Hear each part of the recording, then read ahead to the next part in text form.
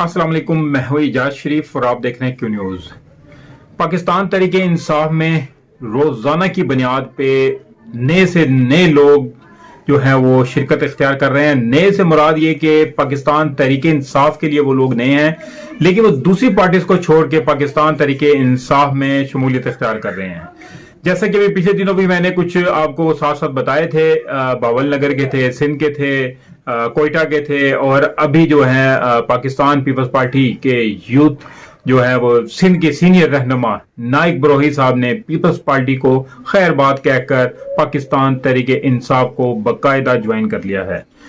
और तहरीके इंसाफ के जो हैं सिंध के सदर अली हैदर साहब हैं, जो उन्होंने ये सारी काविश की और उनकी बलबूते पे ये सारा काम हुआ है। तो खैर आज का जो लॉन्ग मार्च, आपको पता है लॉन्ग मार्च भी आहिस्ता आहिस्ता पिंडी इस्लामाबाद की तरफ आ रहा है, लेकिन आज इसको रोक देना पड़ा क्योंकि वहां पे एक सहाफी के साथ वाकया हो गया कि वो कंटेनर के नीचे आके अपनी जान से हाथ धो बैठी हैं। तो अल्लाह ताला उनकी मगफरत से ना फरमाए और उनके घर वालों को सब्र दे, क्योंकि अभी खैर पंजाब हुकूमत की तरफ से जो है वो तो ऐलान हुआ है कि उनको उनके लिए 25 लाख रुपए और इसी तरह मजीद और भी कुछ ऐलानात हुए हैं। तो उनकी बच्चों की कफालत की भी जिम्मेदारी उठाई है उन लोगों ने। तो अल्लाह ताला उनके दर्जात बस बुलंद करे, हम दुआ ही कर सकते हैं। लेकिन पाकिस्तान की सियासत तो एक तरफ रही, लेकिन पाकिस्तान में अगर बोलने में हम लोगों को, जितने भी लोग सहाफी हैं उनको बोलने में अगर प्रॉब्लम होगी, अगर वो खुल के बोल नहीं पाएंगे, अगर वो सच नहीं बोल पाएंगे, तो इस मुल्क में पाकिस्तान में रहना सब लोगों का बहुत ही मुश्किल हो जाएगा।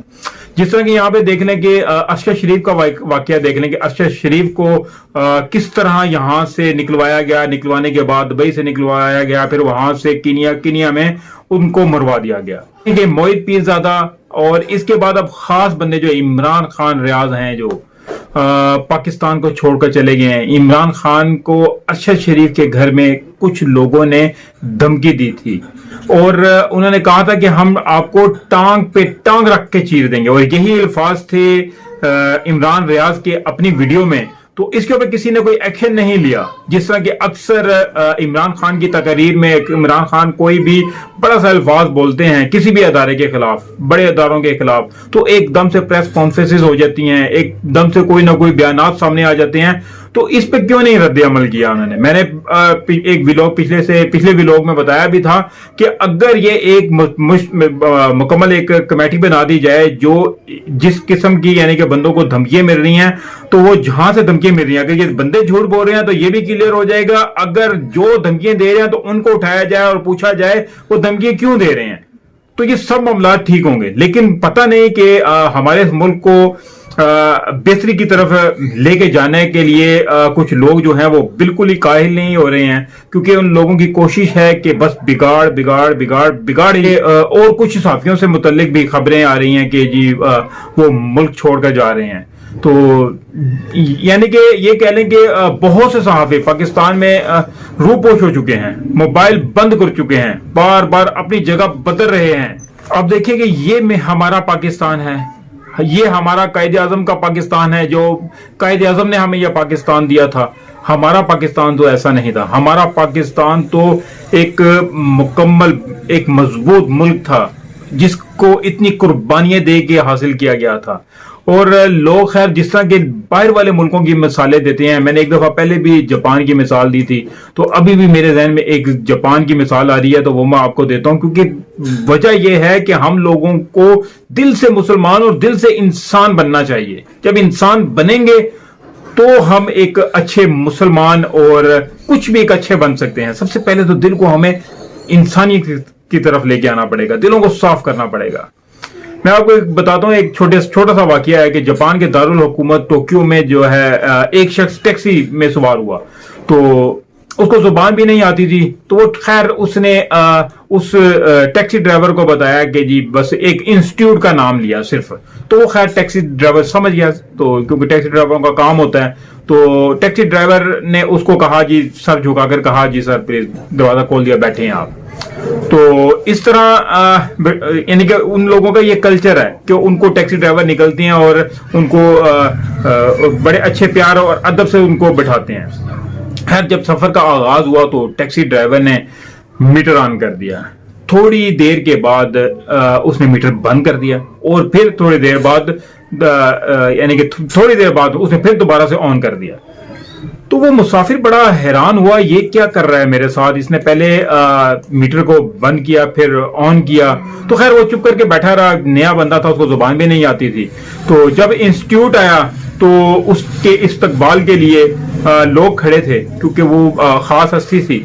तो खैर उन्होंने जी पहले तो उस सबसे पहले लोगों को कहा कि यार आप इसे टैक्सी ड्राइवर से पूछो कि इसने सफर के दौरान एक दफा मीटर चलाया फिर दूसरी दफा बंद कर दिया, ये क्या वजह हुई, इसकी क्या वजह है, ये दरियाफ्त करके बताओ। लोगों ने टैक्सी ड्राइवर से पूछा तो वो बोला रास्ते में मुझसे गलती हो गई थी। तो क्या गलती हो गई थी कि जी मैं रास्ता भूल गया था, मैंने वहां से एक जगह से यू टर्न लेना था तो मैं यू टर्न नहीं ले सका, तो वो यू टर्न काफी दूर था।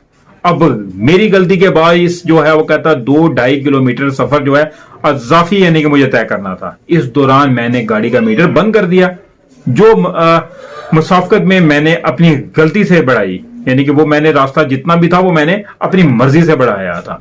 जाहिर सी बात है गलती मेरी थी तो मेरी गलती की वजह से बढ़ा, इसके पैसे मैं मुसाफिर से नहीं ले सकता।